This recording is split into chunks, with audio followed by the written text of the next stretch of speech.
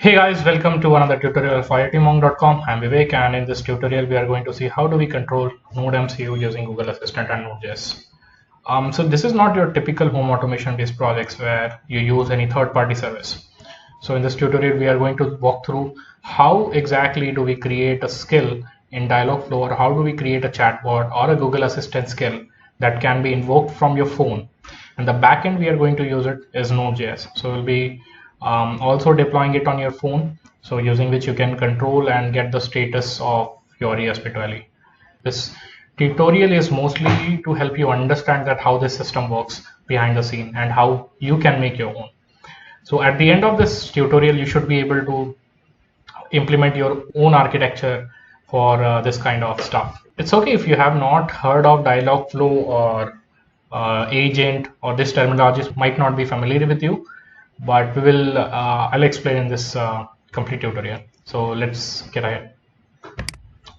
So these are the topics covered in this tutorial: that what are voice assistants and chatbots, what is text classification, intent utterances, and a couple of other topics which is required for this tutorial to be explained in detail. Let's jump to the first topic. So what exactly is voice assistant? So you might have as well used voice assistants such as Siri, Google Assistant. Some of you might also have Alexa devices, Amazon Alexa devices, and so on. So theoretically, this Wikipedia definition says that intelligent virtual assistant or intelligent personal assistant is a software agent that can perform tasks or service for an individual based on commands or questions. So usually we use it for calling someone, like, hey Siri, call this person. For Google Assistant, you use it probably to get the score of your cricket or your favorite sport. You might even use it for basic general information. So pretty much voice assistants are there to assist and perform tasks based on our commands. So this is a very generic definition. There are lot of things which voice assistants can do. Now going onto the next screen, that what is text classification. Before this, if you haven't seen my previous tutorial on applying machine learning on IoT data, I would recommend you to take a look at that, because in that tutorial I've explained what machine learning is and what is classification, regression, and other things. So I'm going to jump on the classification part of it, and I'm not going to explain the complete machine learning behind the scene, how it exactly works. So if you're interested, you can go and watch that video. I'll leave the link in the description section. So what is a text classification? Text classification is the process of assigning tags or categories to text according to its content. Now in layman terms, the text classification is the process of classifying the text or categorizing the text based on their group. Now for example, I'll explain it in detail. In text classification, we have intent, utterances, and entity. In terms of machine learning, these are some of the components in the text classification. The intent is user's intention. Now user's intention means that what is my intent and what am I saying. So when I say that I want to dominate the world, so my intent will be world domination. I can even say it like this: I would like to dominate the world. So that is also an intent. So the intent is same, but the utterance is changing. Now for example, here the user is saying that it's a very famous Yoda quote: no, try not, do or do not, there is no try. So here this is the utterance what Yoda is saying. So the utterance can be anything, but it has to be somewhat similar or matching the intent. For example, for world domination, I just gave 3 examples. So all of them are matching intent. So this is intent, utterances, and entity. Entities are basically variable parameters. If I quickly jump to the next page. So entities are basically variable parameters. For example, here I have given an example for name intent, that my name is Jack Sparrow. So Jack Sparrow is a variable entity. So it can be any name. The intent is name, that I'm trying to tell the name, but the name itself is variable. So it might be Jack Sparrow, it might be Yoda, Bond, Groot, anything. So those are the entity which represents name. Similarly, entity can also come in, let's say for example, I want a red car, I want a green car, I want a blue car. So here red, blue and green can be called as entities. So these are variables in your utterances. Again, to repeat that, intent is something what you intend to do. Utterances, what are the utterances for that intent, and entities are variables inside that utterances. Now, here are some bad examples of utterances. In text classification, you should try to give clear-cut utterances for that specific intent. So 5 or 6 sentences should suffice. We will check that later, that how exactly it works behind the scene and why exactly these utterances are required. But this is what you need to understand so far. Now, jumping on to the next step, which is introduction to Dialogflow. So let me quickly go to this link. So I'll quickly go to console. You can sign in with your Google account, and once it is done, we can go and create an agent. I will explain the UI completely. So let's go and click on create agent. For you, if you are using Dialogflow for the first time, you won't see any other agents. So here you will see a direct option for create on agent, or here you can directly see a create agent option. So agent is basically name of the agent which you are creating, which will be acting as a skill. Basically, you will be calling this agent to perform that task. So in our scenario, it is controlling the LEDs and reading data from LDR from ESP to LED. So let's create an agent called SPBot, and default language will be English. Default time, you can change it, doesn't matter as of now in this skill. And you can create a new Google project, or you can choose an existing one. For me, I am just choosing an existing one because I think I have surpassed the quota. But for you, you can create a new Google project here. So it's just an option where you give names and it will be visible here. And click on create. All right. So our agent is ready. So now in this agent, or in this window, we can configure whatever user is saying, what are the utterances, what are the entities, etc. Right. So let me give you a quick walkthrough of this. So here there is an option to create intent. You can create the intent. As I said that intent is something what user is intended to do, or what he wants us to understand, right? And then here in the entities, you can give all the variable entities. We will see a couple of examples in this in this tutorial. This knowledge base is where you can configure some basic Q&A. We are not going to use this one. Fulfillment tab will be used to link our integration, our Dialogflow with the backend. Integrations are basically here you can configure a Facebook chat. For example, if you are making something in Dialogflow, or making an agent or a chatbot in Dialogflow, you can deploy it for Messenger, Slack, and other channels. But we are only going to use Google Assistant here. Then we have training. So here you can see all the interaction data and whatever data you have trained. Then you have validation. So you can validate how intents and utterances are performing. History will be all the historical conversations. Analytics will be how many users are chatting, how many queries are fired, etc. Pre-built agents are some sample applications which you can directly use. Small talks is also is something which you can use. For example, small conversation, like if I say hi, the bot should say hi, good morning, good evening. So these are small talks. Then we have documentations, which you can click on to get more details about this. So this is just basic layout of Dialogflow, right? So now we have a basic idea about the Dialogflow platform. So let me quickly tell you that what exactly will be Dialogflow used for. So Dialogflow is a natural language understanding platform which is used to design the conversational interface for chatbots and voice assistants. So you can make a chatbot there. You can make a classification layer on the Dialogflow and use it to create any of the bots or voice assistant skills. So let's go ahead and check the next step, which is installing Node.js. So you can go to this link and you can download the Node.js version of your operating system. So once you have downloaded it, you have to just install it and make sure that the path is added to your Windows directory. So when you open the command prompt and you type node, it should enter into the Node.js mode. So this is the setup for Node.js which is required. And to add the part to the file system, what you have to do is basically go to your or directly open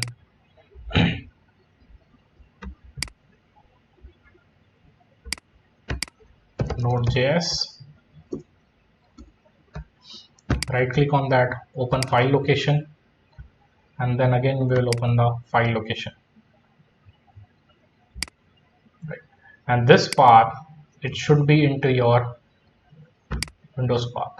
And to do that, right click on your My Computers, go to Properties, Advanced Systems and Settings, go to Environment Variables, then in the Path section, click here, double click here, click on New Path and paste it here and click OK and click OK there. So my path is already added, so I'm not doing that. So that is basically which you have to do with the path for the Node.js. So it is included in the Windows directory folder.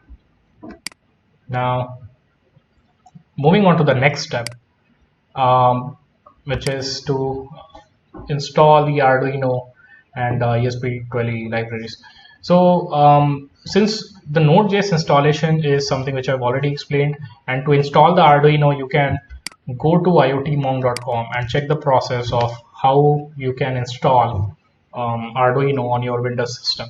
And you can go on the iotmonk.com and you can see, you can click on Arduino and you can go to introduction to Arduino, and you can see how you can install Arduino. Just follow the instructions. And to install the ESP32 libraries, you can again go to IoT, getting started with ESP32 Wi-Fi development board. And in this tutorial, you'll be able to learn that how to install Arduino boards on your Arduino IDE. So I'll leave these links in the description section where you can go ahead and check it. So it should hardly take 15 or 20 minutes to install set up these libraries depending upon your internet speed. All right, moving ahead. So now this is the next step. In this step, you basically have to take your breadboard and set up this circuit diagram. So for this, you need an ESP32, couple of LEDs, and an LDR. So as you can see that two LEDs are connected on D0 and D1 pin, and your LDR is connected to A0 pin, and we have 10K resistor over here. Just connect this in the similar manner. You can even connect relays if you want to control AC power devices. So for now, let's take this setup. Okay, now jumping on to the next step where we program the our ESP32, our Node MCU board. So I'll quickly jump to the Arduino code which I've already made. So I'm going to step by step explain that what is happening in the code, and then we are going to use this code to test our Node MCU. To start with, again, this is the header which we use for ESP library, ESP8266 library.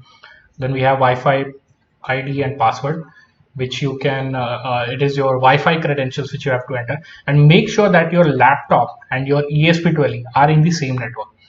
They should be connected to the same Wi-Fi network. Then you have port on which you're opening it. Then we have a string called device, and we have string called stat. This is a setup. In this setup, I'm opening, or I'm communicating with the ESP8266 on this baud rate 115200. We have a delay. Then we are then we are assigning these pins as output pin D0 and D1. As I said that they are connected to LEDs. Here they are connected to LEDs, so they are declared as output pin. And then we have A0 pin, which is connected to LDR, which is our input pin. So we will define it as input pin. And then I have by default I have set it as 0, D0 and D1 pin as 0, so the LEDs are already off. Then I'm printing a couple of feedback which I get from connecting to Wi-Fi. This is a function to connect with the Wi-Fi, and when it is connected, it will show the IP address, and it should be printing the local IP address which it will get after connecting to the Wi-Fi. And then we have a loop. It will continuously check if it is connected to Wi-Fi, and if it is connected, then it will then proceed with the code. So what it is doing is it will be checking for any request which is coming to our ESP8266.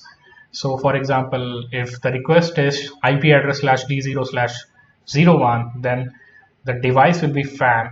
This is the, we are just setting this status, that device and status is off, and we are turning off the device one. And for turning on the pin, the URL is d0/1. So I'm turning on the fan. I'm just setting the status here. I'm turning the D0 to 1, which will turn on the LED. And similarly for D1, this is the URL and it will turn off the light. And for turning on the light, it is D1/1 and it will turn on D1. And for A0, the URL is just /A0 and it will return the sensor value, or it is just setting the message a sensor and status sensor value. And sensor value, we are basically reading the A0 pin and storing it in sensor value. And if I go down, then I'm preparing a message client.flush, then I'm creating a content type that it is application JSON, that message type, and then I'm creating a JSON response, that device and state whatever we set there, and this is what we will get in return, and it will disconnect. So let's test the code. I have already updated that. I'll open the serial terminal and I will quickly reset it. Right. So this is the IP address of my ESP82. To test that, what you can do is basically go here, go to your URL / before that, let me quickly turn on my camera. So as you can see in the camera that I have ESP82 connected to two LEDs over here. So we have two LEDs which are connected to D0 and D1, and then we have LDR over here, and then we have resistor over here. So LDR is connected to A0 pin. So let me quickly test the APIs. So as you can see that my API was D0/1 to turn on the D0 pin. So as you can see that the LED is turned on D0 pin, and we also got a message that fan is turned on. Now let me quickly try to turn on the D1 pin. So I will turn on the D1 pin and I got the message that light is on. So let me quickly turn off the D0 pin so we can clearly see the LED. So D0 pin is off and D1 pin is on, and can even turn off D1 pin. So all the pins are off now. And to get the analog value, I'll simply write A0, and I got the sensor value as 833. And so all the APIs are working fine. So as you can see that when this APIs are getting called, the respective functions inside that API is getting executed, right? So now what we need to do is we need to create a backend for this, which is going to call this APIs. So let's quickly expand this. We'll jump to the PowerPoint presentation. As you can see that the APIs is working. We have already tested it using browser, and we can also test that using Postman. So this is also always a good practice to test that APIs using a proper tool. So in this case, we are going to use Postman. So you can download Postman from this URL.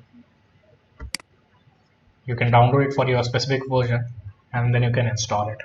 So it's pretty much easy to install Postman. Once you install it, you will see a UI something like this. So which you can then use it to test the APIs.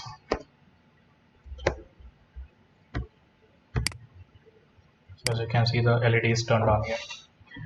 And once you are done testing the APIs, you can even get the script of that specific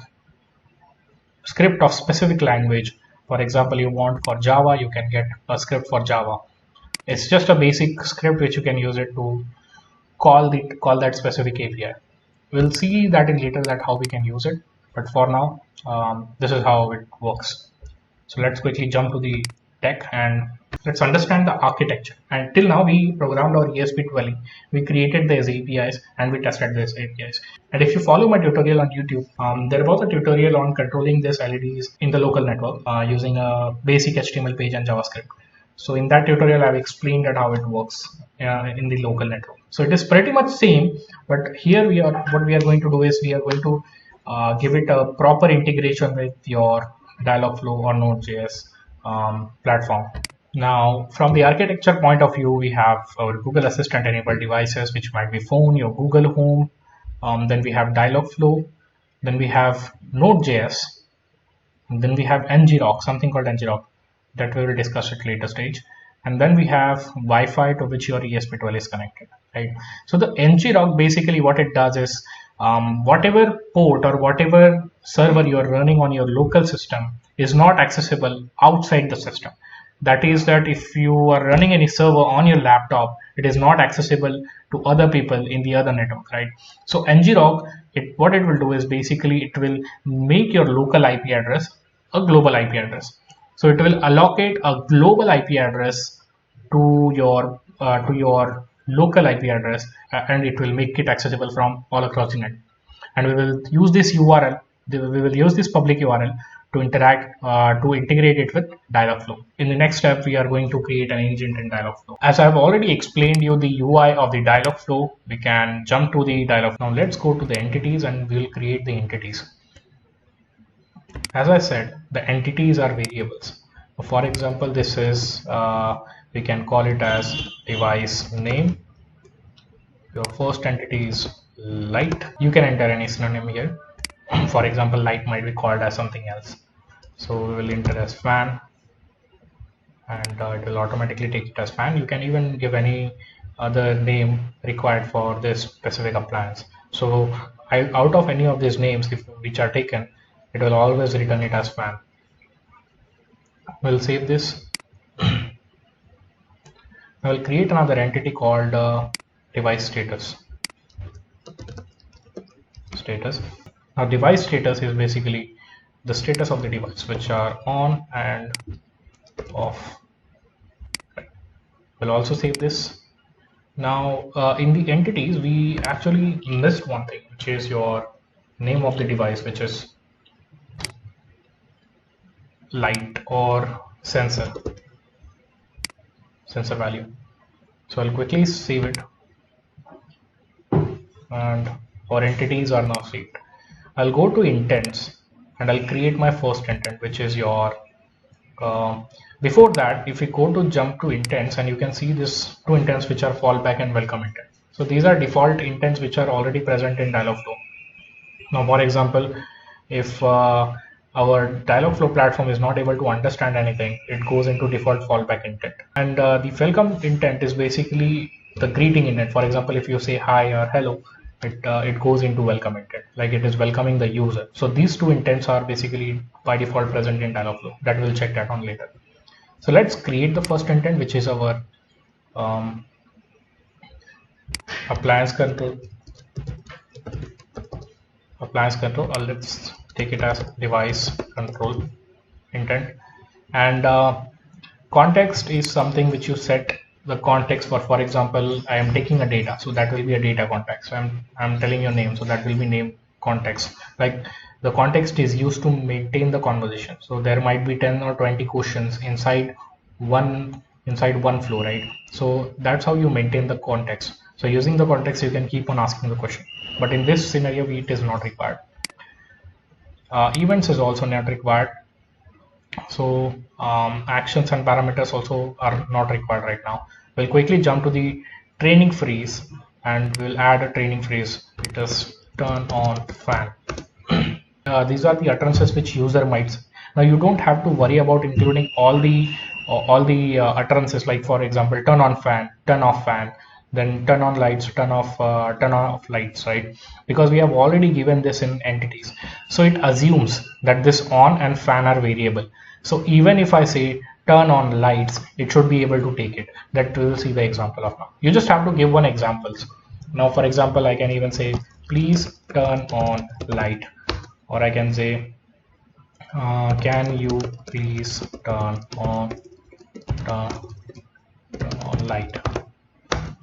Please switch off lights, switch off light, right? So these are the utterances. I think 4 or 5 utterances should be enough.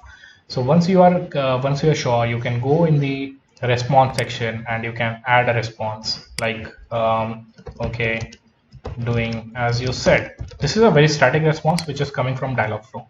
Now we'll see that in later how we can use this for the action-based intent. That means if this is triggered, then it should actually turn on or off the LEDs, right? So I'll quickly save it, and it goes into the training mode. As you can see, it said that agent training is completed now. Now I can quickly check. Hi, good day, what can I do for you? This is going into your welcome intent, right? So on the right side of the corner, you should be able to see all the things which are happening behind the scene. You should be even able to see the JSON response which is coming. Now if I type here turn on lights, or since we are not given light, turn on, or we can even try a different intent. Please switch on light. As you can see that this specific utterance is not given, right? Or I can switch on fan. So this specific utterance is not given inside any of these utterances, right? So ideally what if I hit enter, it was still able to identify the intent as device control, and it also gave me parameter that device name is fan and device status is on, which you can use and segregate from the whole response and then perform that action, right? So this utterance was still able to catch up because it is almost similar to any of the utterances below, right? So this is how your text classification works, and this is what machine learning does for you. So even if you are not typing exact same sentences, it is still it is still able to match to that specific intent which what you are trying to do, right? So we have done this for device control. Let's create an intent for reading the. Okay, we'll quickly. I think nothing. Okay, so we'll quickly go to the intents. We'll create a new intent called or read sensor intent. Context again, nothing is required. Events is not required. We can go to training phases and read sensor value, right? Or read, right? So it automatically took the device name. Please read the sensor value. Can you please read? So in this utterances, I'm just including the entity called sensor. What is sensor value? I think 4 should be enough. Just try to give at least 4 to 5 decent utterances. The user might say. Go to the responses. Again, you can add a response that okay, reading sensor value, right? And you can click on add response. Sorry. Go to save. And again, it is training. It goes every time you save or create an intent, you go into training mode. So after training, we can test it right now with what is sensor value, and it should be able to classify it as read sensor, and the parameter is sensor, right? So that means it is trying to get the sensor value. So far we have written the utterances, we have written the intents, we have also used the intents, entities, and so far the chatbot is working, right? For this to control our ESP12e, so we have to write a Node.js backend. So I have already told you how to install Node.js. So I am assuming if you do a node command, it should be able to go in this mode. That means your Node.js is installed successfully, right? So I've already created a backend which I'll explain line by line that what exactly each function or each line of code does. Even if you're not familiar with Node.js, you can refer a couple of good tutorials. There are a lot of tutorials on YouTube and websites which you can always refer to understand and get the basic concepts of Node.js. So I'm just going to explain like a chunk of code that what exactly is happening in that specific chunk of code. You should be able to at least use this code and modify it according to what you want to use it for. So before this, again, I just want to repeat this, that you should make sure that your laptop on which your Node.js code is running and your ESP12e should be connected to the same Wi-Fi network. So let me quickly go to the code, and before this there are a couple of steps. Like if I'll host this on GitHub repository, and I'll leave the link in the description. So what you have to do, basically you can just install all the code at once. Once you download this folder, go inside that folder and just do npm install. So npm install is a node package manager which is used to install the libraries in Node.js or manage the packages inside the node in the Node.js. These are the libraries which are required for this code to run. Now there is one specific library which you have to install it differently, which is NodeMon. So you can do npm install NodeMon. So NodeMon runs your application in the development mode, where whatever changes you are making, you don't have to stop your code and then rerun it after the editing. NodeMon automatically takes care of that. It will automatically detect any changes in the code and it will rerun it after you have made the changes. Okay, going ahead. So using strict, that it uses it in strict mode, that it won't allow undeclared. It won't allow us to use any variable without declaring. Then here are a couple of libraries which I'm including. The Actions on Google library, which is used to deploy or use Dialogflow and connect it with the backend, for example sending the response and all. So that functions is by default in the Actions on Google. So then we have Express library. It is a framework for web server. Then we have Body Parser to parse the body. Course request to make a request, make HTTP request.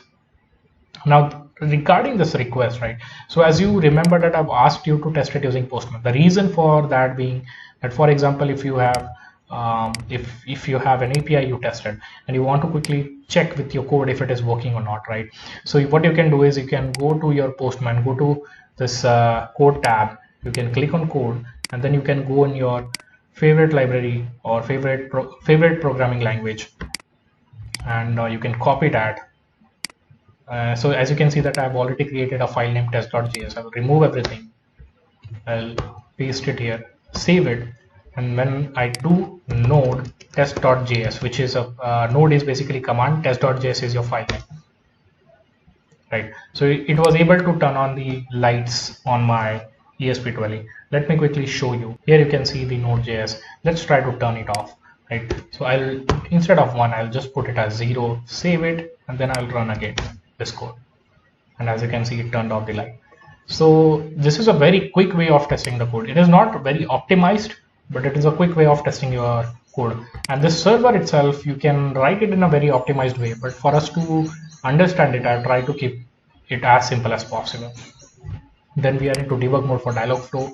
We are creating an app for Express, and we can hide the IP of the ESP20. So in our case, it was this IP address, right? So I'll copy this IP address and I'll go here and I'll paste it in the IP. So you have to do it similar. So you can find that in your terminal, that what is your IP address of your Node MCU. So just to be sure, you can, in this terminal, you can get the IP address once you connected your ESP20, right? So going ahead, now we have to create backend and responses for those intents. So for welcome intent, anyways, I'm not using, I'll remove this. And this is our webhook URL /fulfillment, whatever IP address /fulfillment. The Dialogflow will actually hit this backend or hit this URL. If I quickly jump to the deck of the architecture, as I've already explained, that the ngrok is going to be used to make this local host or local IP address as global, which Dialogflow will hit. So the URL for that will be /fulfillment. It's IP address /fulfillment. Okay, and once it is in it, so for change LED status, instead of that, we wrote an intent called device control. So I'll click on device control. I'll copy this because the intent name is this. We want to write a function for this intent. So I will replace this with device control. Then we have device name and status. Now, as I said that we have changed intent here. Now we need device name and status, right? So if I go to our entities and I've checked device name and device status, right? So these are the two entities which I created. There is some changes. Instead of status, it should be device status, right?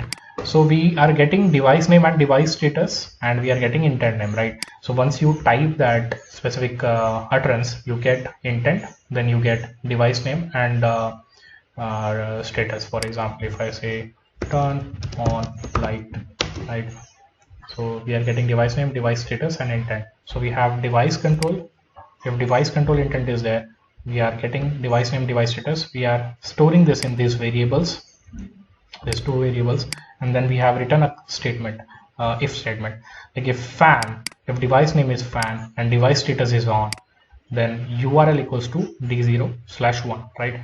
So similarly for if fan and off, then 0 means if fan is turned on, then d0 will be 1, right? d0/1, the URL which we wrote in our NodeMCU code, right? This is the URL which we'll call.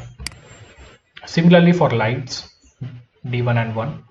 Now if I go down, and here is where I'm calling the API, right?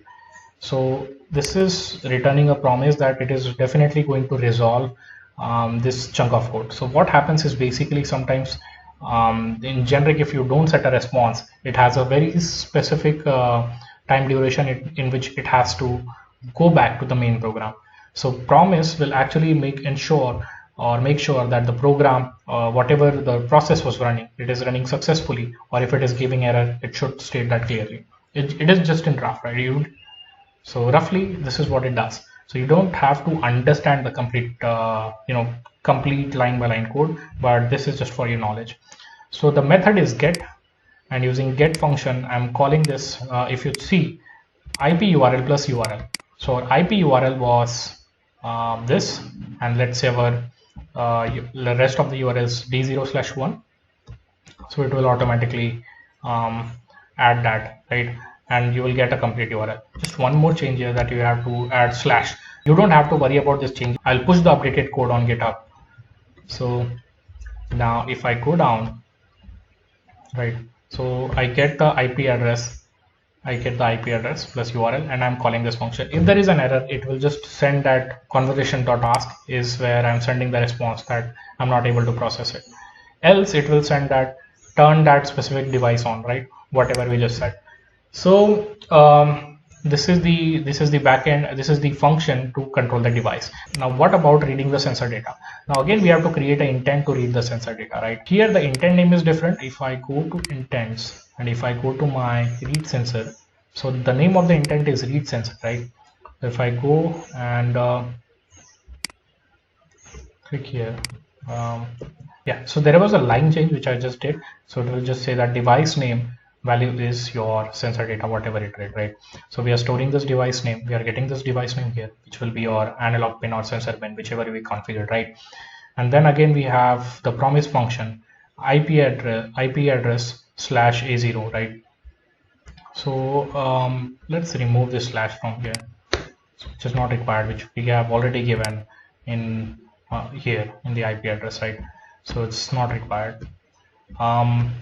Then IP address /A0, and then it should be able to call that function, and if there is a problem, then it will tell that there is a problem. If it is able to solve, then it will return this to the dialog flow that specific device name value is sensor data, which we are retrieving from your ESP12 from here, from A0, right? The sensor value. So let's save it, and let's do a npm test. So npm test is basically the command which will run this app.js automatically. So if I go to this packet.json, you can see that I have set the test script as node-mon app.js. And there are a couple of other things like library versions and all. So again, to go in depth for Node.js, I don't think I would be able to cover everything in one video.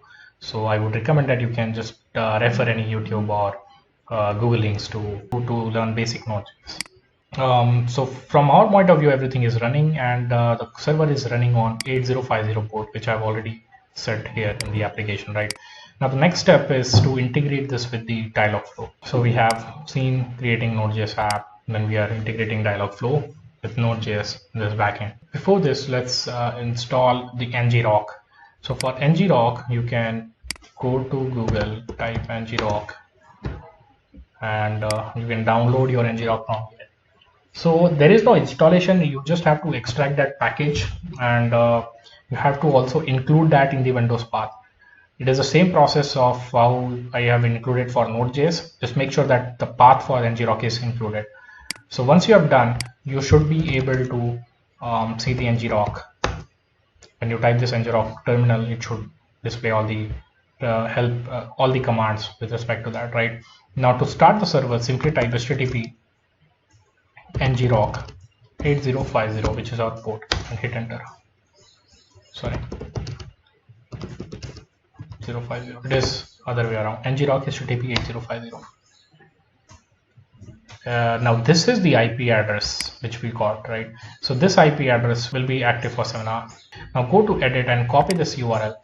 Go to your dialog flow and go to fulfillment tab,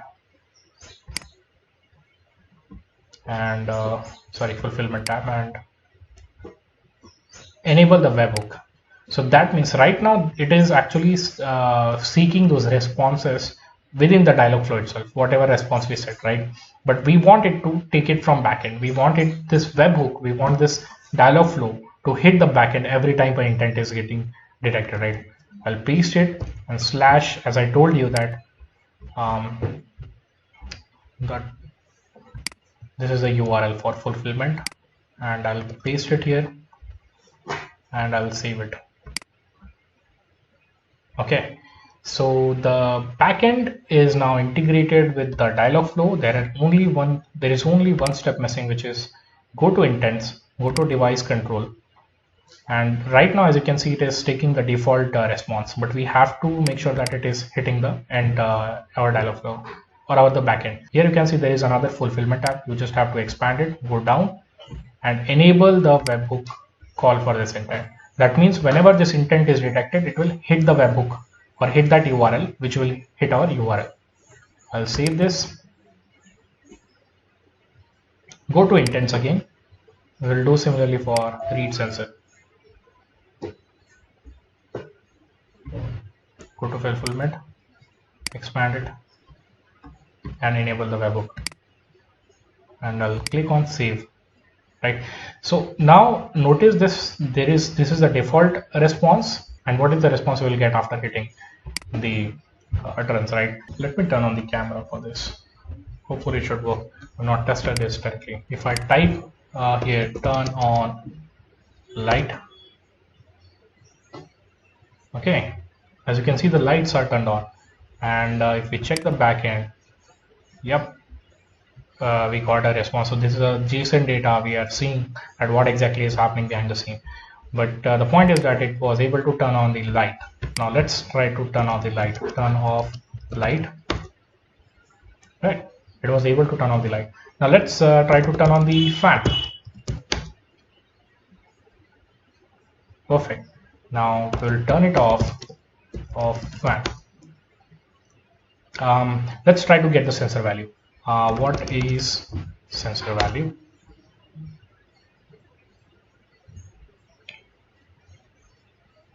As you can see, the sensor value was 852. Now I'll go to, now we want a spacing around that, I think. So we can go to the code section and we can just give a spacing, little bit of spacing here. So you don't have to worry about editing this code, because I will update the updated version of this code on the GitHub. Right? If I go again and if I check what is sensor value,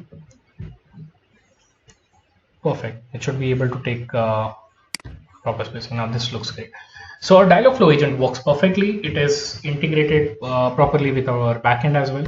So now, so we have almost finished the integration, right? And we have also tested it. But now we have to actually deploy it on our Google Assistant. So you can go to the integrations, go to your integration setting, and go to your test app. You don't have to change any settings here. You can just click on test. It should take some time to update that. What it is doing is basically it is enabling this agent for Google Assistant, right? So you must ensure that your Google Assistant is downloaded on your phone, and whatever account you used it to sign in through Dialogflow, should be the same account which is signed in with your Google Assistant. I'm not going to give the permission. Yes, and agree and continue. Right. So before testing that, let's change some parameters for them. So display name should be Sweet Home or Sweet Home, and let's see if it's, oh, okay, Sweet Home. Let's save it. Okay, it took it successfully. If I go to test, right, so it is asking me to talk to Sweet Home. If I click enter, let me turn on the mic. Turn on light.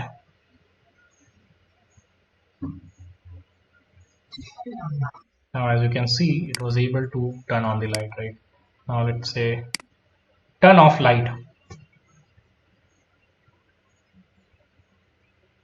Turned off light. Perfect.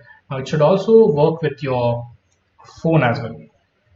So let me quickly open my Google Assistant in my phone. Let's test it using our smartphone. So I have an Android device over here, and Google Assistant is already installed, and my Dialogflow account and my Google Assistant account is similar. And there you can see we have NodeMCU.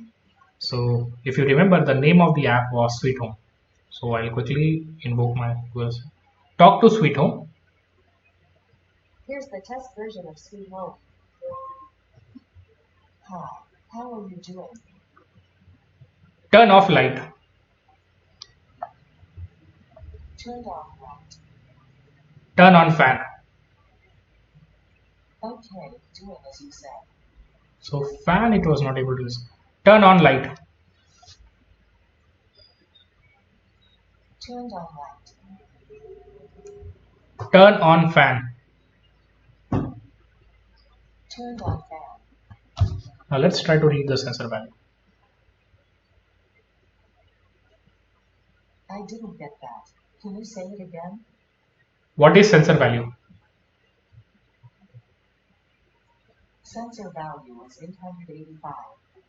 So as you can see that it was working fine on my Google Assistant, right? So there were a couple of issues. I think one time it failed, but that is pretty much common. So this is how everything works, and we have successfully deployed. Now there are a couple of things which you need to consider with this application is that ngrok URL is only valid for around 7 to 7.5 hours.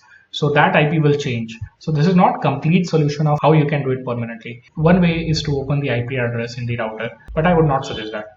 Probably in next tutorial I can teach you that how you can actually make a proper permanent setup using Node.js. I hope that you had a clear idea about how everything works behind the scene. So if you like this tutorial, just hit like on this video.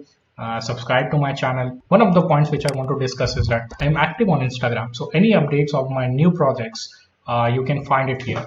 So, and if you have any queries or anything, you can directly reach out to me on Instagram, and you can even request for specific tutorials. So what do you want to see the next? Follow me on Instagram, DM me. I might take that request in consideration. Thank you and have a very happy learning.